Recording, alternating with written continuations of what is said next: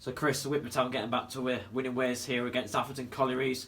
A difficult afternoon in terms of the conditions, but you were so pleased to be back to winning ways. Absolutely, yeah, 100%.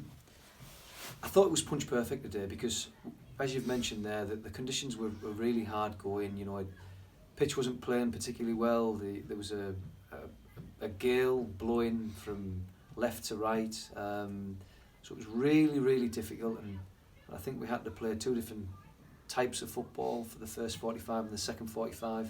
And as I say, I thought we did it really well today, so really pleased with things. And particularly in that first half, the wind was certainly hampering the performance of Paddy Wharton for Atherton.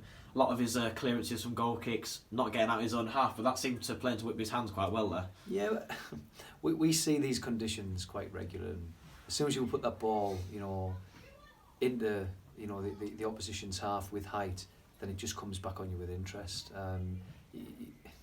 There's a knack to playing, these type of conditions, and as I say, I thought we played it, a damn sight better than what our opponents did today.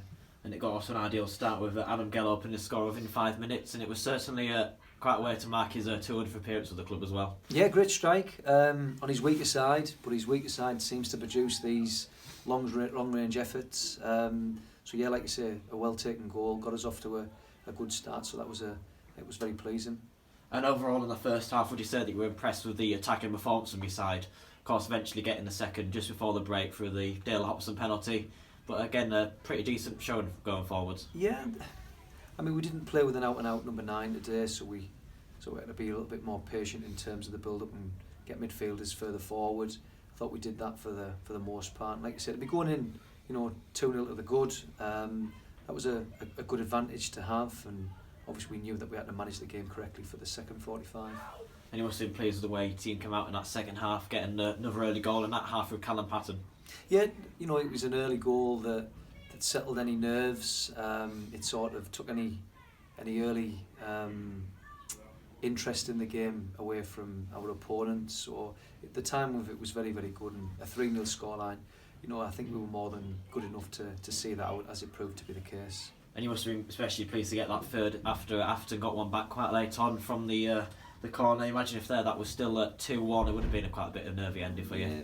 It goes back to this scoreline, doesn't it? This 2-0 scoreline, and when it converts to 2-1, it creates a nervy period for the team that were sat on the 2-0 scoreline. So we weren't in that position, fortunately, and I think ultimately their goal was a little more than a consolation, really.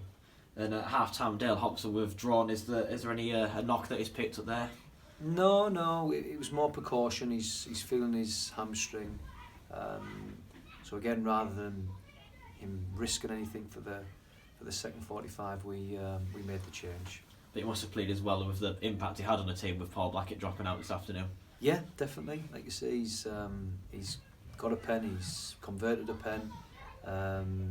So yeah, really pleasing. And then obviously for him to go off and Cal go further up the field. I thought Cal had a good 90 minutes today, which was pleasing. According to filling in centre mid, looked like he'd never been away. So as I say, there's lots to be pleased about today. Yeah, no, look ahead now to next week, and it's a trip over to Michelova Sports. You must be going into that one hoping that you can push on from today. Hopefully, we said before the game, we're looking to we've got a number of games coming up over February and March. We're looking to try and kick on. We're looking to try and get a run going. We said today, hopefully, was the start of that. That's proved to be the case, and hopefully, like you say, go on to next Saturday and get a big performance and hopefully points on the board. And looking at Paul Blackett's injury, do you know how long that he's likely to be out with that one? It's a difficult one to comment on at the moment. He's looking to get a scan to ensure that it's nothing more serious than an impact injury. If that's the case, then we should see him return fairly quickly. If the scan reveals something that we're not too familiar with, then it could be a little bit longer. Thank you very much, Chris. Thank you.